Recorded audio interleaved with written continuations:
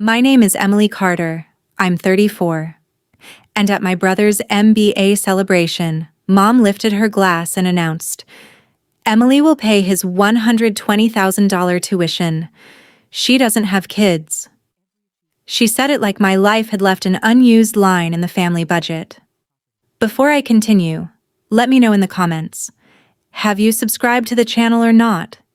Tell me, what time is it where you are right now? Where are you watching from? And what's the weather like there? Does it match your mood today? I'm curious to see how far this story travels. Around the table, relatives nodded. My brother didn't look surprised. He looked at me with the calm expectation of someone waiting for a transfer he had already spent. "No," I said. The room went silent. Mom's smile hardened. Dad stared at the table. My brother asked if I was really going to humiliate him over money. I remembered the rent I had covered when he quit his first job, the car payment he had called temporary, and the credit card balance Mom promised he would repay. He never did. In that moment, I didn't feel like a sister. I felt like a reserve account they had finally decided to empty. When I stood to leave, my brother held my gaze as if I had stolen something from him. For 2 weeks, my family stopped speaking to me. Then, an unknown number appeared on my phone. A professor from my brother's business school introduced himself and said, "I'm not calling about tuition. Your brother received a venture scholarship for his final business plan. I need to know why the original file lists you as the author." My hand shook. Before I could answer, Mom texted, "Pick up the phone." My brother called once, twice, then 7 times without leaving a message. By midnight, I knew the name in that file was not a clerical error. What I didn't know was how many people at that celebration already knew where the plan had come from, or what they would ask me to do once the school started asking questions. Before I tell you what that professor found and what happened when my family was finally forced to answer for it, tell me what time it is, where you are, and where you're watching from. I want to see how far this story travels. My brother's name was Jason, and at 29, he had mastered the art of turning other people's patience into his safety net. Our mother, Susan, called him a late bloomer. Our father, Robert, preferred entrepreneurial. I called him my brother because for years that word had been enough to make me ignore the pattern. When Jason left a sales job after 6 weeks, I paid 2 months of his rent.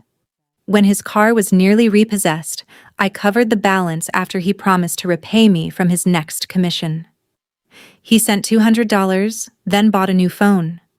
Later, $3,000 for a certification course became a trip with his girlfriend, Hannah. Every rescue came with the same explanation. Jason was finding himself. I was already established. That was why the MBA announcement bothered me before Mom mentioned tuition. Jason had not told me he was applying or asked for advice, even though I ran an operations consultancy and had spent 12 years building financial models. Yet everyone else knew he had been admitted to Westbridge School of Management and selected for a conditional venture fellowship. Mom called it proof that he had already paid his own way, although it covered $30,000 and depended on his project remaining eligible. The remaining tuition and required residency costs approached $120,000. Their solution was me. The morning after I refused, Jason sent one private message. "You made me look like a beggar in front of Hannah." He did not say I had hurt him. He said I had damaged the image he had built. An hour later, he tagged me in a polished post announcing his admission. Grateful for the family members who understand that belief requires sacrifice, he wrote beneath a photograph of himself holding a Westbridge folder. Because my name was attached, relatives and friends congratulated both of us. Anyone reading it would assume I was proud to finance him. I removed the tag without commenting. Mom called that evening, but she did not begin with hello. "You have the money." Having money and owing it to Jason are different things. You don't have children, Emily. What are you saving it for? The question landed harder than I expected. I had spent years being careful because no one had ever caught me when I fell. I funded my retirement, paid my own health insurance, supported 2 employees through a slow year, and kept 6 months of payroll untouched because people depended on me. In my family, however, responsibility did not make my needs more legitimate. It made them easier to erase. 2 days later, an automated email from Westbridge reached my business address. Jason had entered my name as a potential family sponsor on a financial planning form. The form did not obligate me to pay, but it proved the celebration had been organized around a decision made before I entered the room. I contacted the finance office, removed my information, and requested written confirmation that no account, guarantee, or sponsorship could be created in my name. Then I sent that confirmation to my parents and Jason. None of them replied. Instead, Dad canceled our Sunday call, and Aunt said my success meant nothing if I could not lift the next person.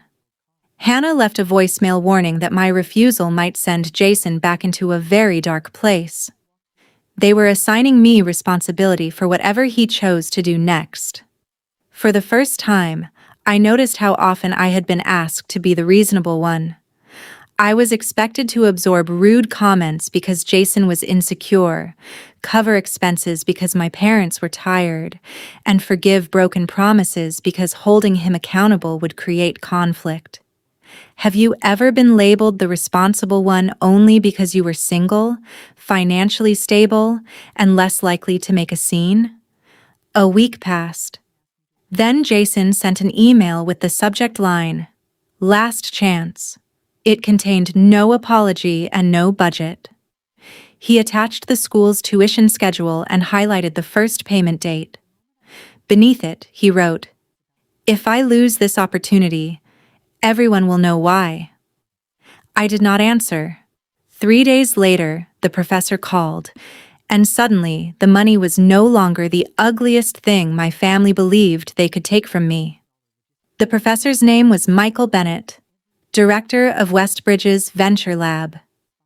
He was calling with authorization from the Academic Integrity Office because Jason's project contained intellectual property and operational data tied to my company.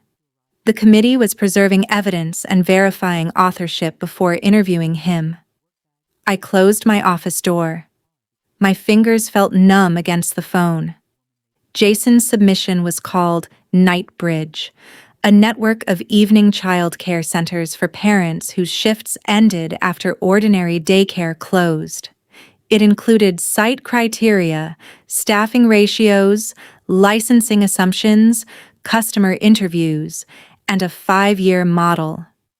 Jason presented it as 10 months of independent research. The faculty panel ranked it first in his cohort and used it to award his fellowship. For several seconds, I could not speak. I locked my office door, then sat because my knees no longer felt reliable. 4 years earlier, I had created Second Shift. An urgent care client could not retain medical assistance with young children. So I interviewed shift workers, mapped licensing rules, built staffing schedules, and designed a model for converting vacancies into secure child care centers open until midnight. I worked after client hours, often until 2 in the morning. When an investor withdrew, I shelved the concept. I never published it or gave it to Jason. 8 months earlier, Jason had borrowed my old laptop after his computer crashed during MBA applications. I created a temporary login and left it at our parents' house. When he returned it, he joked that I had saved his future. I remembered that only when Professor Bennett said the original document came from my laptop. "We first thought it was a template issue," he continued. "Then we opened the document properties." The author field listed Emily Carter, the company field named my firm, and the creation date preceded Jason's research by 4 years. Hidden comments still referred to second shift, and the spreadsheet carried the same history. Jason had changed the title, colors, and executive summary, but not the document's lineage. Professor Bennett asked whether Jason had worked for my firm, joined the research, received permission, or collaborated with me. I answered no each time. During faculty review, an accounting professor noticed that Knightbridge used old labor assumptions. A hidden source link led to an archived page on my company's domain, prompting the metadata review. Because Jason had certified that all research and writing were his, the issue threatened his fellowship, final grade, and place in the program. My first feeling was not satisfaction. It was humiliation. Strangers had read work I considered unfinished and believed my brother had created it. He had stood before professors, accepted praise, and built a professional identity out of nights I had spent alone. If work you created in exhausted, invisible hours suddenly appeared beneath someone else's name, would you protect the relationship first or your own reality? I asked Professor Bennett to protect data from former clients. He agreed to preserve the files in the review system, and I promised to provide only material establishing authorship. He advised me not to contact Jason before the school issued notice. The moment we ended the call, Jason rang. I let it go to voicemail. He called again. Then Mom's message appeared in capital letters. Pick up the phone. Jason called 4 more times in 11 minutes. He still left no voicemail. That silence told me he was not calling to ask what the professor had found. He already knew. My archive showed a copy of Second Shift exported during the weekend. Jason borrowed my laptop. The device matched his temporary login. I opened the original plan and saw my name in the Properties panel. The site made the theft real. Next to the plan was a note I had written to myself after the investor withdrew. Do not confuse delay with failure. I had forgotten that sentence. Jason had not. In Knightbridge's public fellowship summary, he had used it as his closing line. The shaking stopped. I saved the access record and called my firm's technology attorney. I was making sure no one could rewrite the next week as another family misunderstanding. My attorney told me to preserve everything and avoid arguing by phone. Facts lose shape in families, she said. I focused on 3 things. Who created the plan? Who authorized Jason to take it? And whether he knowingly altered it for academic credit. The version history began with my research notes 4 years earlier and continued through 86 dated revisions. It showed me building the model and writing the risk analysis Jason later presented.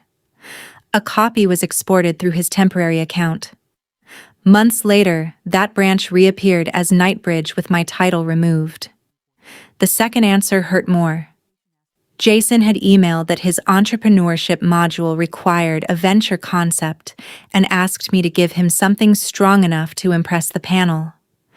I offered to review his outline and teach him to build a model, but refused to choose his idea, write his plan, or let him submit client work. He never answered. 2 days after my refusal, Mom forwarded Jason a PDF of Second Shift that I had once sent my parents when I was considering the original investment.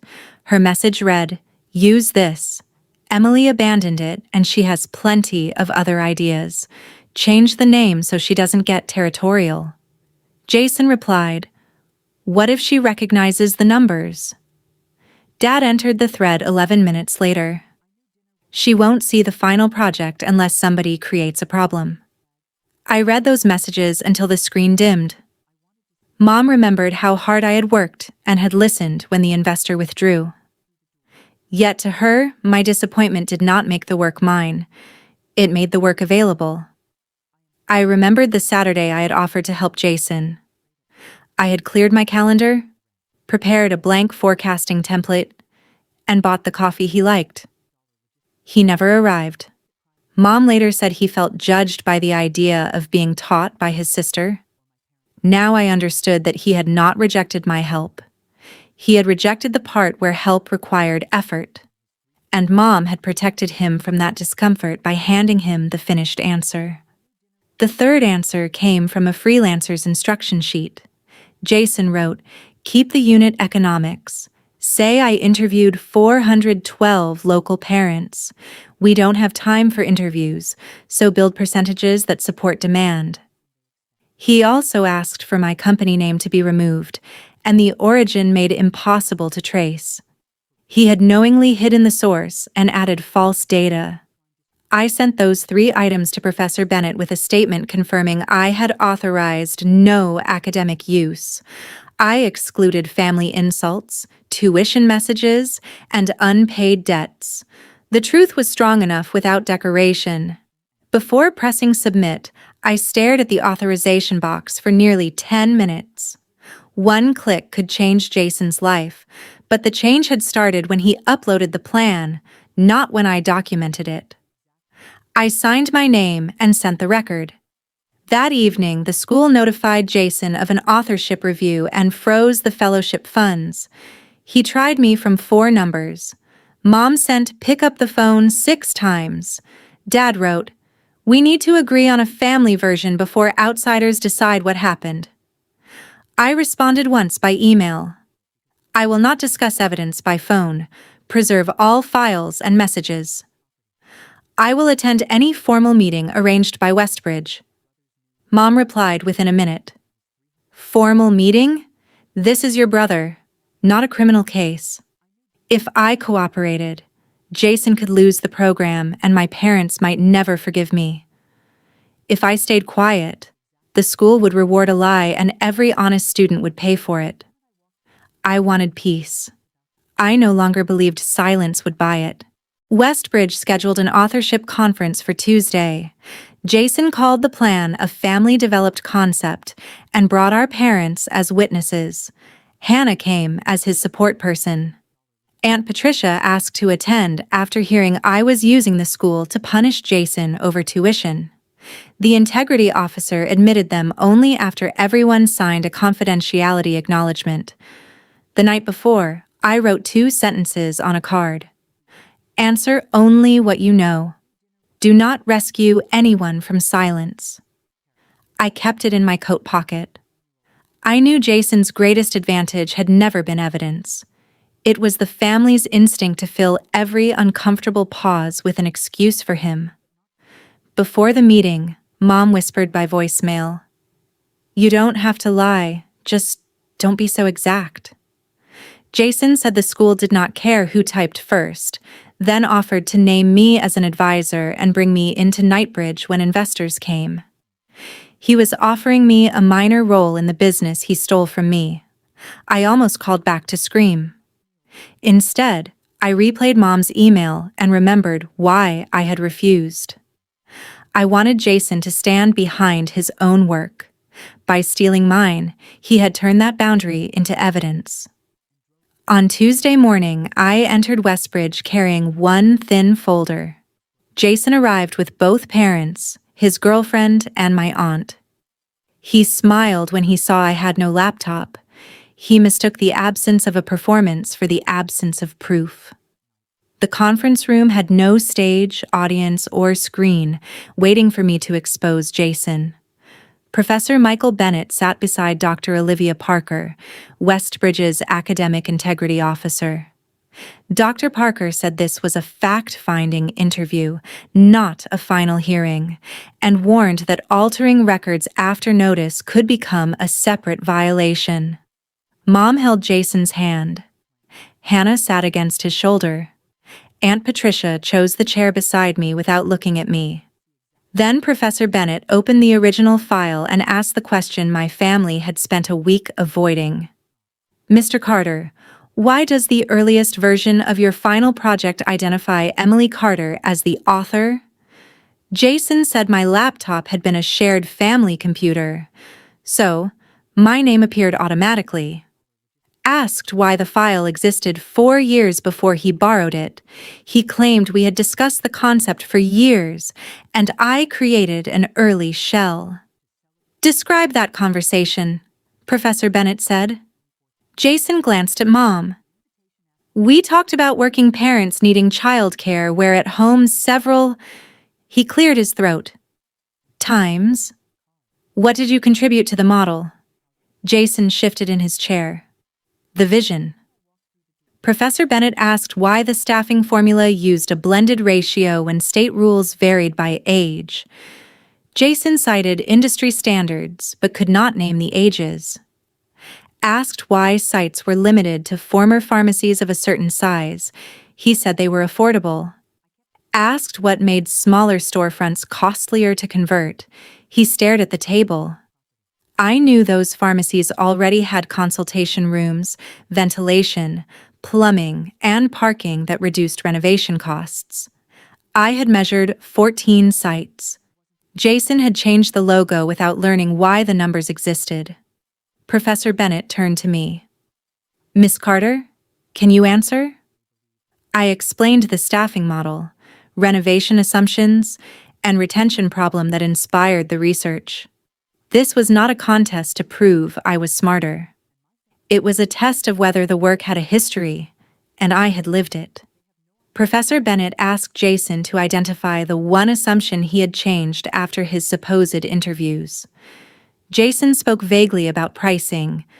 The plan, however, used the exact tuition bands from my original model, down to a discounted rate I had created for overnight hospital staff. He could not explain why that discount existed. I could. The client's highest turnover occurred on rotating night shifts, and the discount was designed with its benefits department.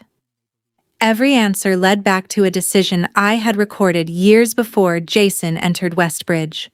Jason interrupted. Of course, she knows it. I consulted her. Dr. Parker requested proof of that consultation. Jason opened his laptop. A notification flashed on her screen. Stop. Jason froze. The preserved project folder had registered an attempted deletion from Jason's account. He blamed a wrong link. Dr. Parker reminded him of her warning. Professor Bennett no longer sounded curious. He sounded disappointed. You did not open a consultation note, he said. You attempted to remove the source archive. Mom leaned forward. He's nervous. You're treating him like he's dangerous. Professor Bennett looked at her. I'm treating him like a graduate student responsible for his actions. My parents had explained Jason through stress, potential, and bad timing. The professor asked only what he had done. I slid Dr. Parker the version history.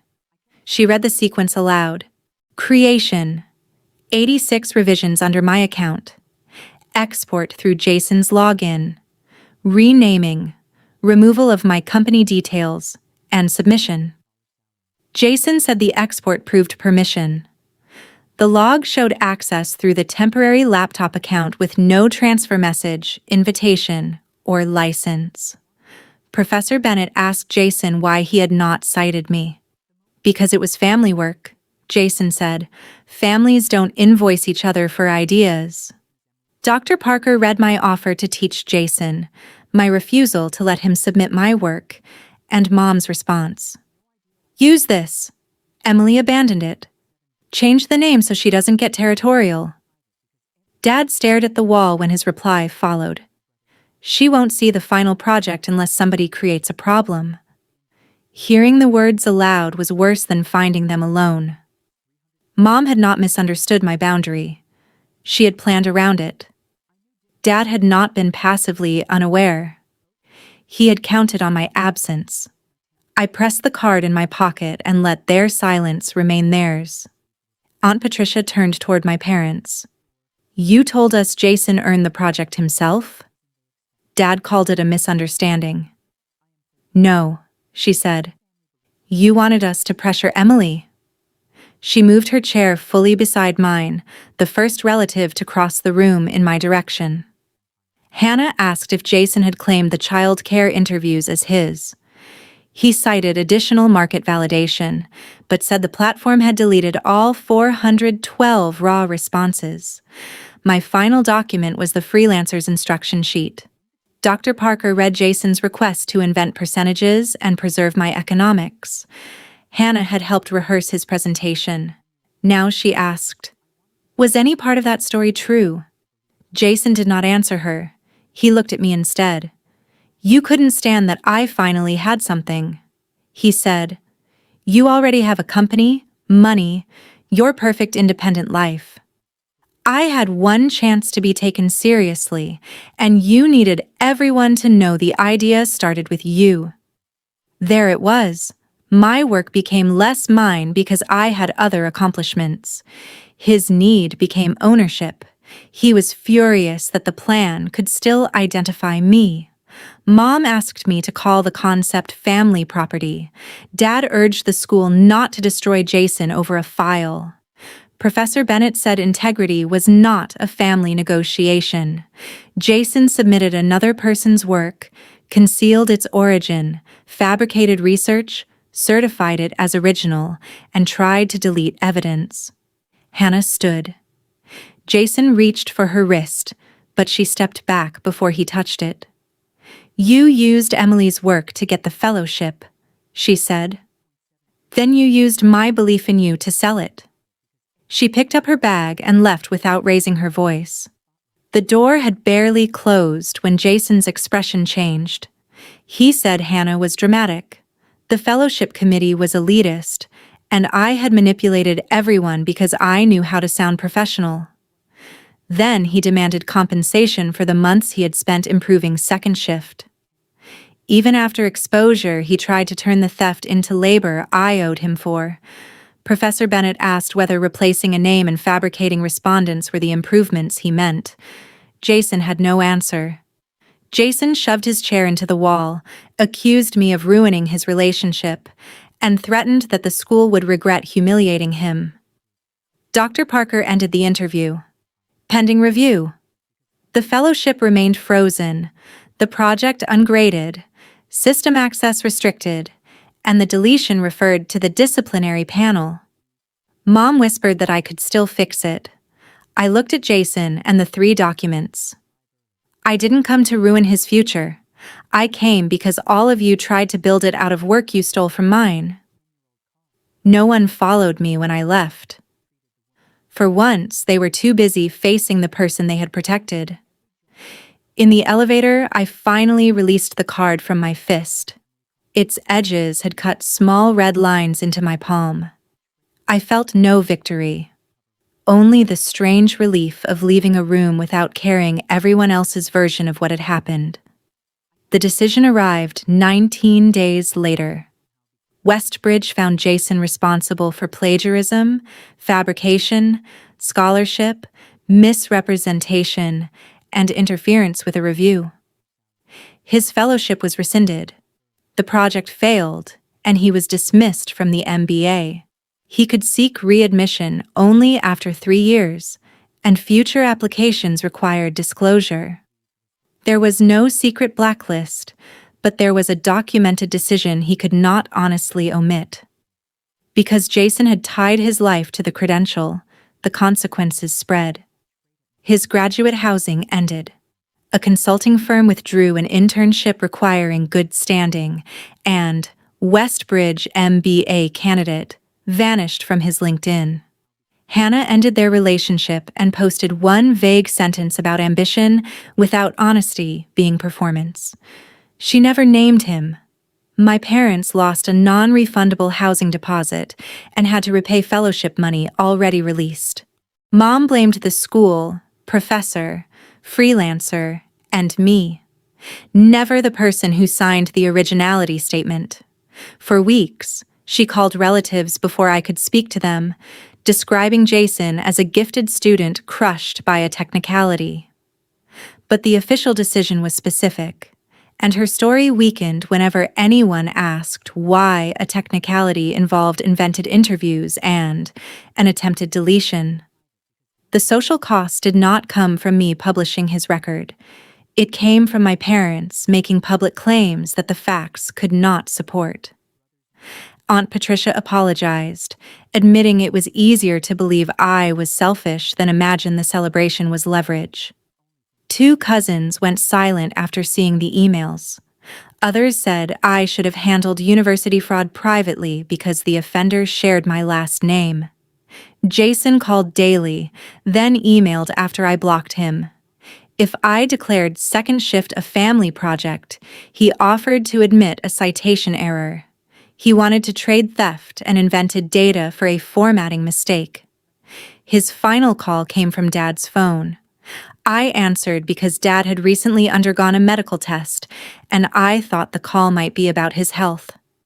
Jason spoke before I could say hello. Please. The confidence from the conference room was gone. Tell them you gave me the plan. You don't have to say when. If you confirm permission, they might reduce it to a citation violation. I'll repay you. I'll work for you for free. I'll sign anything. I asked whether he would also tell the school that the 412 interviews never happened. He was silent, then said, "That part can be explained."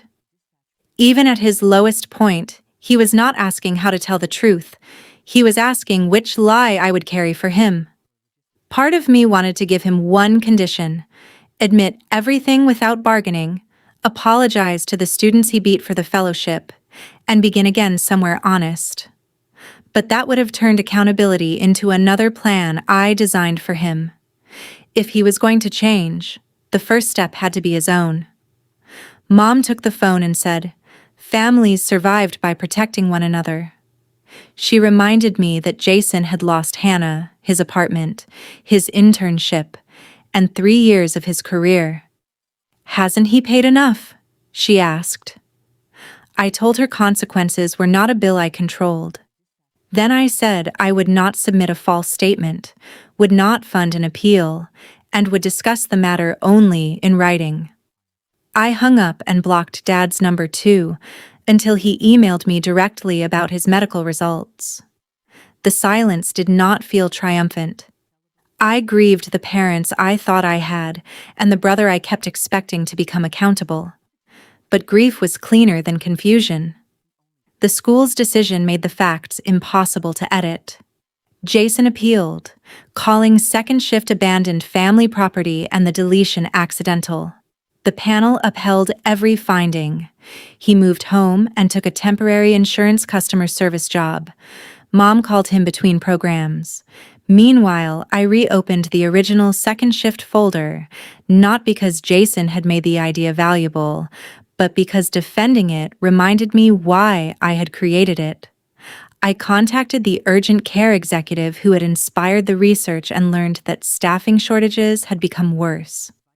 She introduced me to a hospital network searching for evening childcare options. For the first time in 4 years, the plan was no longer an archive disappointment. It was mine again, and I could decide what happened to it. I hired an independent research team, disclosed the history to my attorney, and rebuilt every assumption from current evidence. Reclaiming the idea did not erase what Jason had done. It kept his theft from becoming the final chapter of my work. 6 months later, Second Shift opened its first pilot center in a renovated pharmacy near 2 hospitals. We started with 42 licensed spaces, evening meals, secure transportation partnerships, and hours built around real shift schedules. I did not use Jason's fabricated survey. My team conducted new interviews, updated every wage assumption, and rebuilt the financial model with current data. The pilot filled most of its spaces before opening day, and a second location entered planning the following month. At the opening, one of my employees asked whether I wanted a photograph beside the original business plan. I said no. The plan was not sacred because my name appeared in its metadata. It mattered because real people could test it, challenge it, and improve it with permission. Ownership did not mean sealing an idea away. It meant having the right to decide how it was shared. Jason was still living with our parents and working temporary shifts. He had stopped calling me, but I heard through Aunt Patricia that Mom had begun criticizing him for not trying hard enough. The irony did not feel satisfying. It showed me that her protection had never been unconditional love. It lasted only while someone else could absorb the cost. Once the money, excuses, and rescue plans ran out, Jason had to live beside the expectations they had helped him avoid. He could still rebuild. Dismissal was serious, not a life sentence. He could work, repay what he owed, study honestly, and apply again when eligible. What I could not do was manufacture that growth for him. Saving him from every consequence had never moved him forward. It had only taught him to search for the next person willing to stand between him and reality. Dad eventually asked to meet me alone. He apologized for the email and admitted that he had known Jason copied something, though he claimed he did not understand how much. I told him the amount was not the point. He had known enough to hope I would never see it. We did not repair our relationship in one conversation. I stopped pretending an apology erased a choice, and he stopped asking me to pretend nothing had happened. That was the most honest relationship we had ever had. Mom never apologized. She sent a birthday card saying she hoped I would choose family again. I returned no argument, only a short note. I chose not to lie. The distance that followed was your choice. Jason sent one final email after photos of the second shift opening appeared in a local business journal. He wrote, "So, you got everything anyway." That sentence confirmed he still believed success was a limited object I had withheld from him. He could not see the difference between building something and taking it, or between losing an opportunity and being denied one. I did not answer. I stood inside the news center one evening and watched a nurse pick up her sleeping daughter after a 12-hour shift. That moment belonged to the years of research, the failed investment, the honest rebuild, and the people who trusted us. It did not belong to the family story Jason had tried to write over mine. For the first time, I understood that refusing him had not made me cold. It had ended a system in which my competence was treated as communal property, and his choices were treated as communal emergencies. They taught me that family meant giving without conditions. I learned that family does not include the right to steal someone else's labor, identity, or future. I did not refuse to fund my brother because I wanted him to fail. I refused because love is not tuition, silence is not loyalty, and forgiveness is not permission to repeat the harm. When Jason asked me to save his MBA, he was never asking for a second chance. He was asking me to pay for a plan he had stolen and then lie about who created it. My answer was no, both times. If you were in my place, would you stay silent to keep your family or tell the truth, even if telling it meant losing them? Thank you for staying with the story until the end. Everything in this video is fictional and made only for dramatic entertainment and educational reflection. We hope it reminds you that there's strength in refusing to carry responsibility for someone else's repeated choices. You can have compassion without becoming the place where the consequences disappear.